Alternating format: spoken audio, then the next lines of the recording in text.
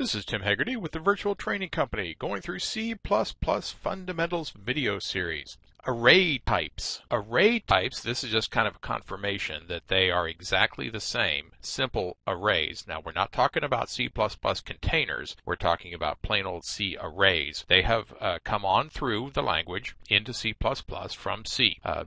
Basically, always the way they have been in C. We can have multiple dimensions. If we use a null terminator, we can treat an array as a C string. And there you have an example of a single dimension string. And here we have a character called greet equal to hello. And we have HELLO, and since that's a string, there's our null at the end of it. We have 6 characters, and they're element 0, 1, 2, 3, 4, and then element 5 is the null. Now remember that when you're in an array type, like this, you cannot have the bounds checking that you might like to have. Arrays have to have all the same data type in each element. They're homogeneous, so they are not made up like structures of characters and floats and ints and things like that. They will be all ints, all floats, all characters, all the same data type.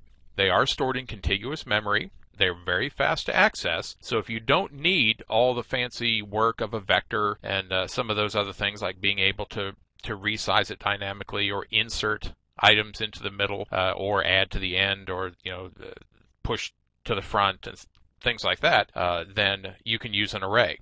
But there are much better containers now than arrays, like the vectors that we looked at, lists and queues and other containers, which down deep under the covers still use the arrays that we know and love, but give us better access, better methods, safer access. Remember, there's no bounds checking. You can run right off the end of an array, and usually you won't know that you did it until runtime because the compiler doesn't always tell you that you're out of bounds. It just depends on the compiler. So that's just a basic fundamental of array types. They're still there, but probably not what you're going to want to use. You're going to want to look into the C++ containers more deeply and understand them better. And go take a look at the vectors video that we did to kind of explain how much better they are. Array types.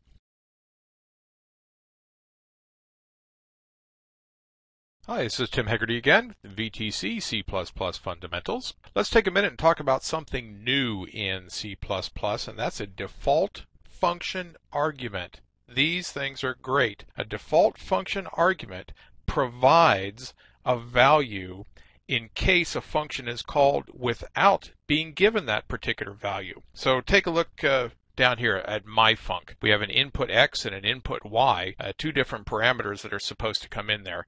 But there we have a default function argument on input y that's equal to 50. So if I call this thing, if I call myfunc and I give it 100,27, that's fine. Myfunc will run with 127, the two different values input to it, and it will do its job and give its output or draw on the screen or whatever. But if I, or if someone else, another user of my code at some point in the future, we know that happens, calls myfunc and they don't know about the second parameter, or for some reason they don't provide it, the code doesn't break. It will provide its own second value. The input x will be whatever the first parameter is that gets provided, but the input y would be set equal to 50 in this particular case, if this second user, this other user, doesn't know to give me the second parameter. So default function arguments will pick up where someone else leaves a value out, and they will provide a default value for you. Excellent little thing to have around, and especially in allowing your code to be much more usable out into the future, especially if people don't have access to your source and don't really know how to use your code. So default function arguments.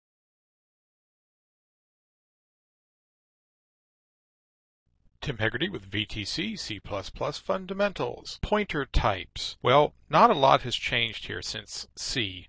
Pointers can still hold the address of any type or object, including functions. Quite useful to be able to call a function by its address in memory.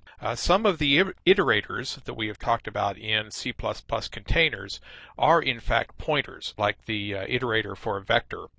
That's really a pointer to the current element in the vector. Void pointers, as we know, don't point to any particular type or object. They can hold any address in memory. The smallest thing that a pointer can point to is still a character.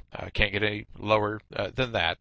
And pointers can still be manipulated. You can increment them, decrement them, add a value to them, and they will increment or decrement depending on the size of the object that they point to. There's all that manipulation is just the same as it was in C. And pointers are still very closely related to array subscripts.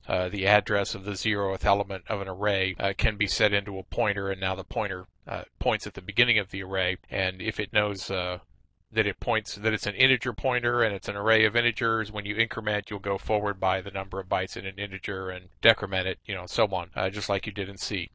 There is still no bounds checking in C++ for pointer types, so you can run off the end of an array by incrementing past the end of valid memory and touching something that you shouldn't, which will probably produce a runtime exception. But our pointers are very much the same as they were in C, and they're actually used even more in some of the C++ containers that we talked about, and you're really better off using those containers than trying to create an array and manipulate it with pointers and things like that. Those things have been put into the standard library for you now. This is Tim Hegarty with the Virtual Training Company. We're looking at C++ fundamentals. We have a new C++ item here called a reference. And a reference is another way to point to a variable. Now we know pass by value and pass by reference in function calls, and that's the way we used to term it in C. Well, it's kind of similar now in C++, but we have a thing now called a reference. And a reference is actually just another way to name a variable or talk about a variable. But when you pass a reference to a variable, it's just like passing a pointer to it. And you can deal with it in the function, modify it, and that modifies the real variable and not just the value.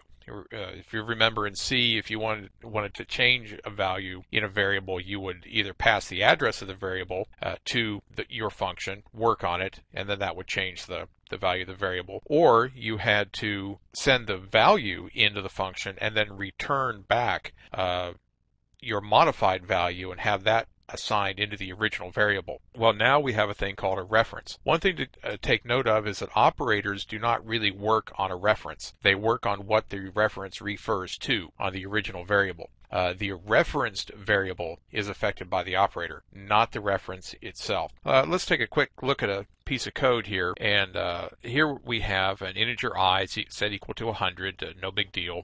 And here we have a reference. We use the ampersand, and it looks kind of like address of.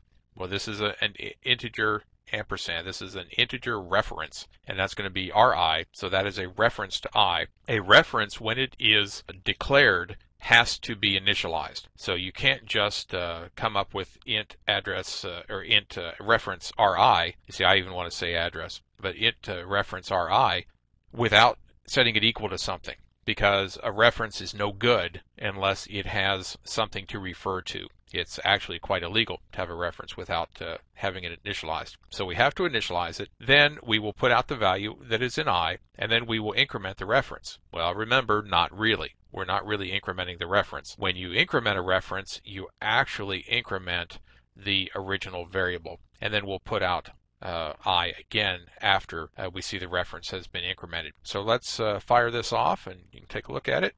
And we should get 100 and 101. And there we go. 100 and 101.